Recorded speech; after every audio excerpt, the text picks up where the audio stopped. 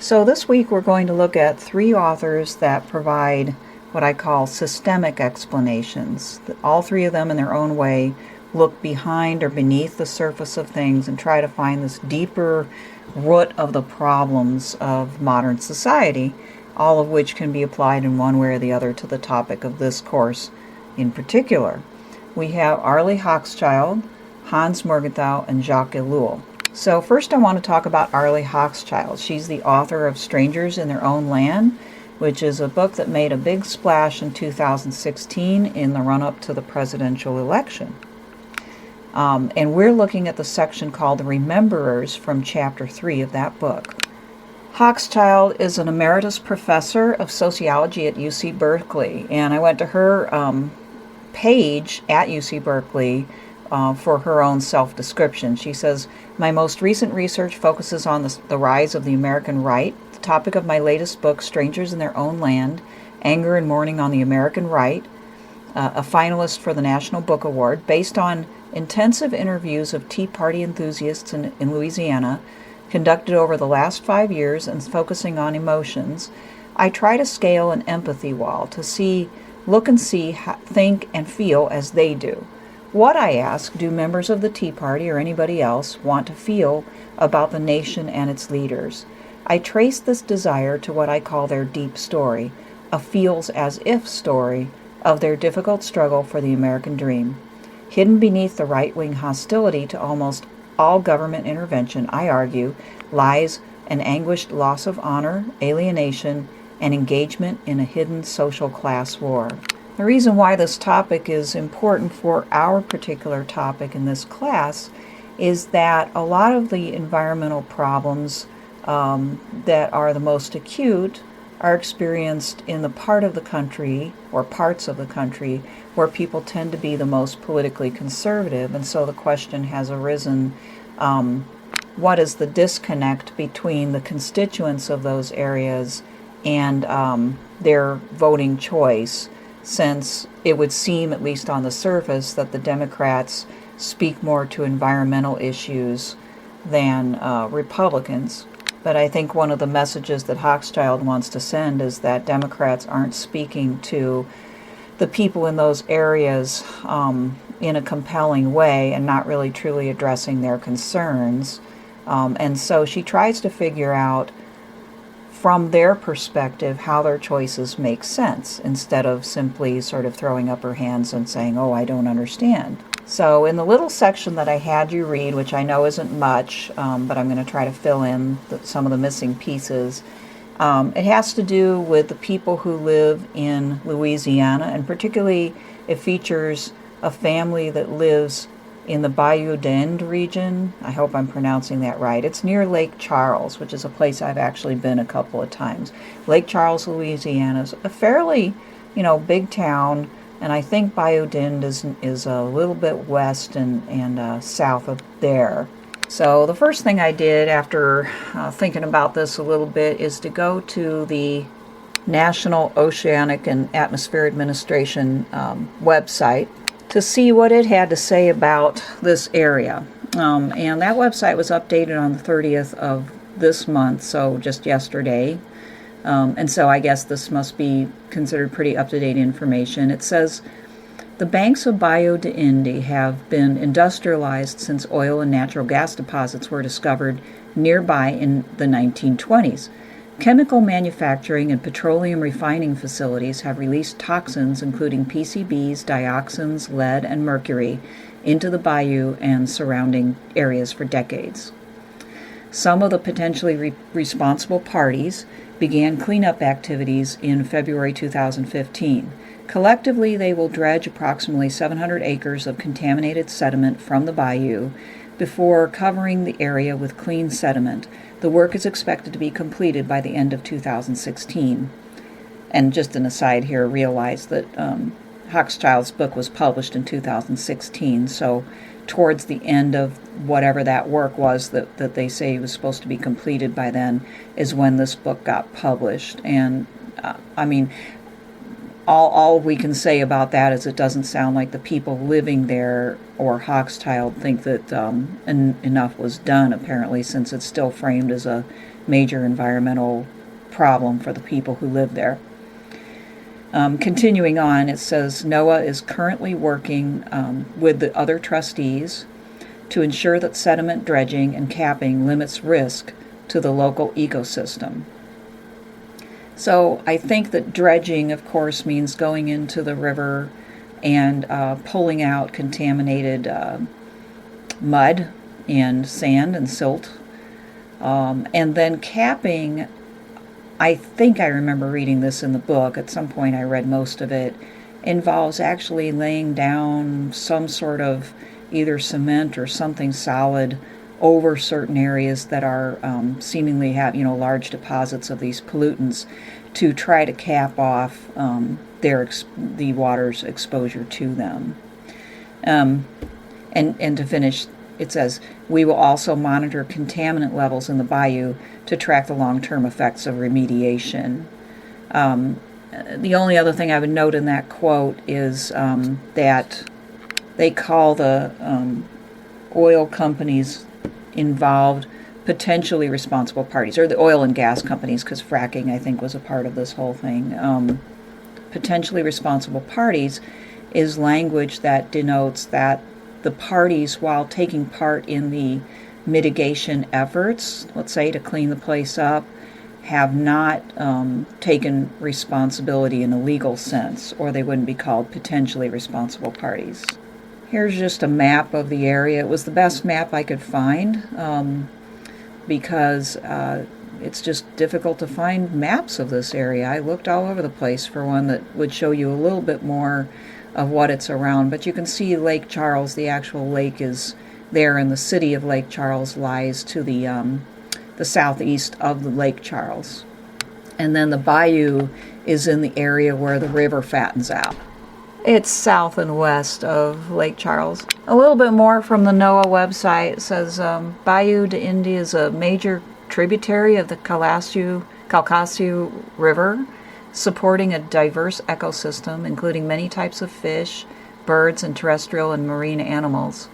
PCBs, dioxins, lead, mercury, and other contaminants have accumulated in the water and sediments of the bayou and its surrounding wetlands and floodplains. Restrictions on consumption of fish and shellfish from the bayou have been in place since 1987 due to elevated toxin levels. Swimming and other water-based recreation activities are also considered unsafe. In addition, contaminants from the bayou have contributed to fish consumption advisories for the entire Calcasieu estuary, first issued in 1992. So this is the situation that the family that she's interviewing finds themselves in. She says basically the family lives in the bayou area.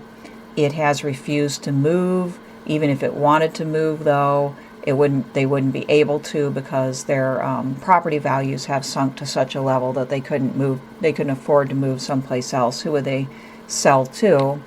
Their way of life has been changed in a lot of ways, and they have been put into a position where they kind of have to stay and try to do the best they can. So I don't want to belabor that example a whole lot because you get a taste for it in your reading, but suffice it to say that they probably feel a little bit trapped because they note that they cannot eat the fish that come from the river, although some people do, and they've got certain beliefs. I don't think this is in your selection, but they have certain beliefs. Some people do that they can set aside the fatty part of the fish or some such thing that, they can only eat certain parts of the fish and not others.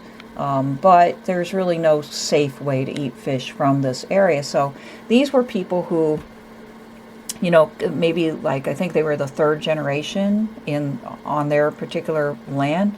They come from people who would have been able to fish and hunt and feed themselves to a great extent from this area, from the bayou, and now with all this that's taken place, all the pollutants, they can't do that, which affects their diet, but it also affects their recreation. A major attraction to living in an area like this, even if you don't have a lot of money, is that you can do a lot of outdoor stuff, and you can be a sportsman or sportswoman, and you can hunt and you can fish, and you can engage in a lifestyle. Like water sports are a big deal in areas like this, like tubing and water skiing and just plain fishing and many different things. I grew up along the Mississippi River, and so similar kind of lifestyle there. Fishing weighed in heavy, definitely swimming in, not in the river itself, but in the water areas around the river and inlets and stuff. And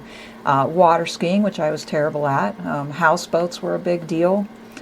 Some people lived on the water. I don't know if that's the case or was the case in Bayou Din, but let's just say it's a lifestyle. And so that now they're stuck there without their ability to enjoy very many aspects of that lifestyle. But the oil and gas companies are still there, and they're still employing people, and so they have jobs, although those jobs may not be as solid as they'd like, but they're still employed. And in this situation, they need the money more than ever, and so they're kind of they express gratitude for those jobs. They kind of have a feeling of dependency on these companies. Now, the question that Hochschild raises, because she overtly comes from the liberal side of the spectrum, and makes that clear where her biases might lay, but she's going to try to overcome them as a sociologist. She's going to try to kind of get into the culture. She spent something like 4 years visiting with and talking to people like the folks at Bayou Din. And the question she wants to raise basically is, why does the white working class in the Bible Belt, and Louisiana is in the heart of the Bible Belt, vote red when their place and way of life has been disrupted so much by big industry? In other words, why do they vote for the Republican candidates? Now, that is her question based on her political bias, you might say, or, well, I hate to use that word, more like political preference. So from her perspective, it's hard to understand why people would do that. But admirably, she doesn't stop at that point. She instead tries to figure out why, sort of looking at them not as people that she can't understand, but people that she can understand if she spends the time to do so. Part of the motive for this book was to educate liberal citizens such as herself about the structural causes of this phenomenon, and to encourage people to do as she is doing and so-called, quote, scale the empathy wall and reach across to the white working class instead of treating them as deplorables, which of course is an unfortunate phrase used by Hillary Clinton that kind of does exemplify some of the disconnect at this point between the white working class or blue-collar workers in areas of the Bible Belt and the Midwest, and the Democratic Party. So I want to zero in on a big part of the book, an important part that is only touched on to a limited extent in our selection. It's what she calls the deep story. The deep story that the people she talked to have that explains to them in their hearts why they are in this predicament. And actually she goes into their past a bit and tries to explain as best she can how the legacy of the prior system of plantation slavery may have affected the way people think. One of the things that she draws attention to, which many people in their studies of Southern history overlook, I think, is that many white people weren't involved in plantation slavery. There was a whole class of poor whites who were locked out of that system. Basically, it was, the wealthy plantation owners who could own many, many slaves. And therefore, those plantation owners didn't need white people working for them. And there was this white underclass that was poorly employed, underemployed, and remained poor. Now, this is kind of her theory of why racism developed in this situation, why poor white people didn't identify more with black slaves, she says, is because plantation owners encouraged this notion of us whites versus them, to divide poor whites from blacks.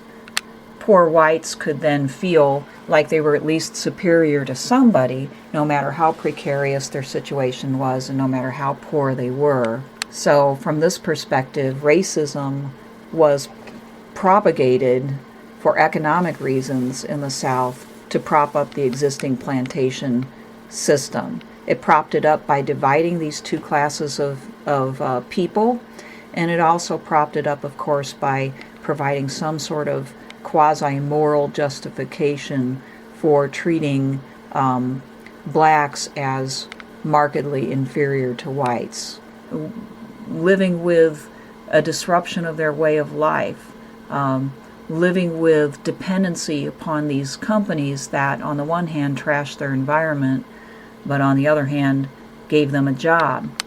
She says they didn't feel like anybody was standing up for them, that in particular the Democratic Party was viewed as helping other groups to get ahead of them in what she calls cutting in line. They perceived it as fundamentally unfair, that there were other people who were, in their view, getting breaks, for instance, maybe affirmative action breaks, scholarships to universities, more cultural respect than they thought they were due in contrast to themselves. But at the same time, she says, they were too proud to say that.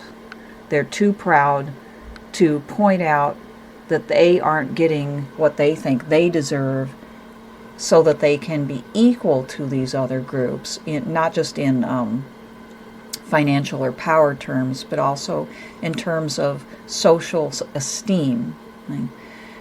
So they were too proud to ask for sympathy or help. Nevertheless, they received a lot of help. We'll get to that in a little bit. But a help of a financial nature doesn't really turn necessarily into a feeling that you're being respected at the same level. So they had this external identity, which was proud and strong and resilient and independent.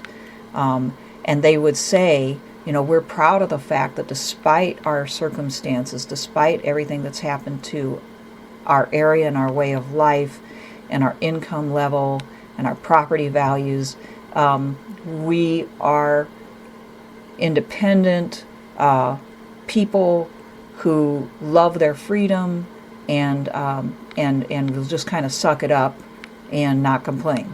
But as Hochschild points out, these people have lost a great deal. Some of them have lost jobs to workers that will come in from other countries or other parts of the country and work for less. At the very least, because of those trends and because of those trends, basically, they feel as though they have less job security.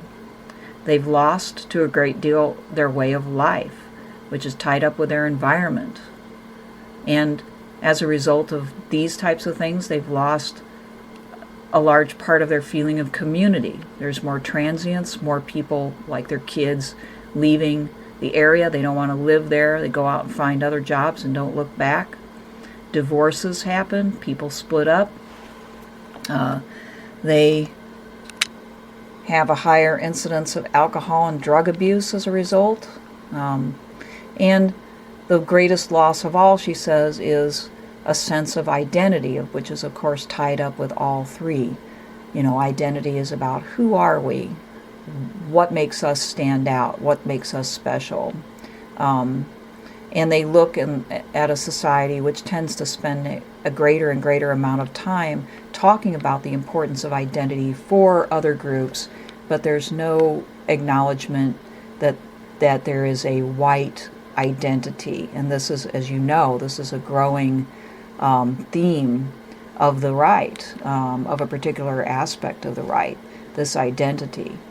Did it have to be white identity? Probably not. It could have been Louisianan identity or Bayou identity. I don't know. There's other ways that one could go and find a sense of identity, but that is the way it seems to be going at the moment. So the white working class as she points out, used to be represented by the Democratic Party, but that came undone in the 1970s and into the 80s because they felt like that party had left them behind, and they embraced the neoliberal ideology instead, or the American conservative position, same thing. And so they came to embrace this ideology which saw government as too big, that needed to be reduced. It was interfering with too much with people's freedom.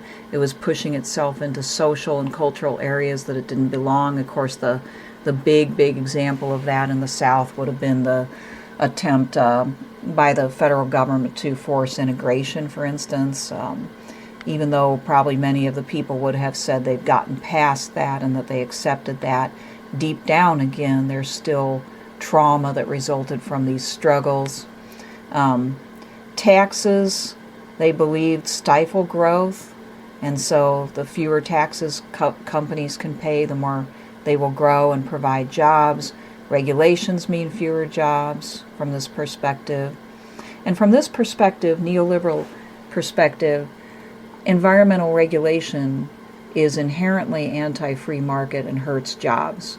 But the reason why government wants to regulate and pass all sorts of rules and regulations about environmental protection is to find a way to control free market enterprise, and this gets in the way of an expanding economy. So they embrace that idea.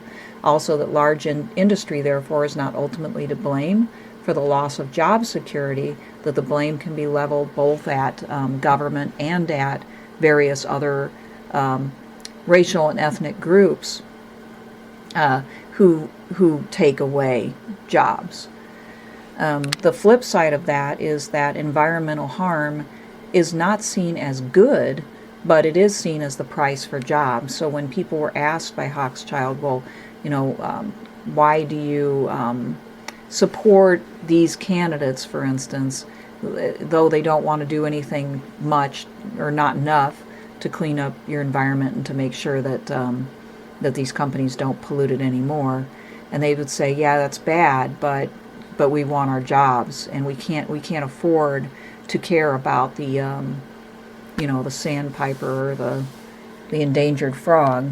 Part of that neoliberal ideology is also the view that over time free enterprise is more likely than government to solve problems related to the environment and social problems as well, because in the long run, with that view of long-term self-interest that we're going to talk more about when we get to Morgenthau, rational actors will do their own cleaning up and their own regulating better than the government will. So the deep story is one in which people feel as though they've been victimized, because indeed to a certain extent they have been, by their, or at least by the evidence of their environment being polluted, and their sense of security being stolen from them, and then of turning towards a party that seems to speak to them and give them an explanation as to why these things are happening, and not only that, but a solution to them that seems more credible to them than the government solution, which, in their view, hasn't actually managed to really solve the problem. Hochschild points out that the Bible Belt states are among the most benefited from federal aid because they're some of the poorer states. And in Louisiana, approximately 44% of the income comes from federal aid in one form or another. So she points that out just to kind of point out the irony again of the dependency on the federal government, which is the opposite of what people who are sort of in their minds proudly independent and they can solve their own problems and vote the party that seems to reflect that self-image they have of themselves. But at the same time, the facts seem to state otherwise. Then we have the incidence of tax abatement. the state of Louisiana subsidizes the oil and gas industry, so it's a open question as to whether they would continue to stay there and thrive to the extent that they do without that subsidization. I found a Reuters news article from 2016, so it's about the same time that Hochschild's book came out, that I thought stated this situation fairly well. It says, "The truth is we have a system of corporate welfare," Jindal said during an April speech to legislators. Bobby Jindal was their governor. "The comment resonates now as the state faces its worst budget crisis in 3 decades, largely because of the soaring cost of subsidies as well as personal income tax cuts championed by Jindal. Business tax subsidies peaked in 2012 when the state exempted 88% of corporate income taxes, or about $1.8 billion. It has exceeded 80% since then, according to the Louisiana Department of Revenue." Here's a graph from the same approximate time period it was in the story, again provided by Reuters, and it shows the corporate income taxes and how much of a percent was exempted in any given year and how many taxes were collected. And so you can see a certain upward trend in exempted there. And the idea behind this was that if you exempted corporations from income taxes and they kept more of their own money, they would expand and probably diversify and create ever more jobs. But that hasn't happened. And of course, ultimately, with more jobs, the thinking goes, well, then you'll have more tax revenue, so the tax cut will turn into a tax boon, but that hadn't happened. So all of these things lead up to a situation that Hochschild continues to find hard to understand, but in her book, she seems to get a pretty good handle on it. And from the other side of the empathy wall, she sees people who are kind of broken down, basically. They have been through a lot. They have not received as much help as they need to get out of it. In some ways, they're trapped. And they're surrounded by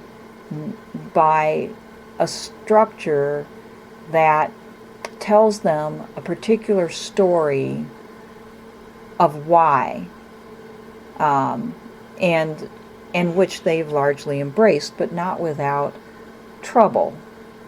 Because, and I would highly recommend you read the book, it's a really good book, but she talks to many people who are troubled and who do have mixed feelings and are certainly in their heart environmentalists, but at the same time just can't really bear the thought of changing political views or strategies, or putting pressure on the political party that they choose to redirect its attention in a different way to those environmental issues that impact them so much. So I'll leave you with that, with the idea of that Hochschild gives of the deep story and climbing over that empathy wall. Bye.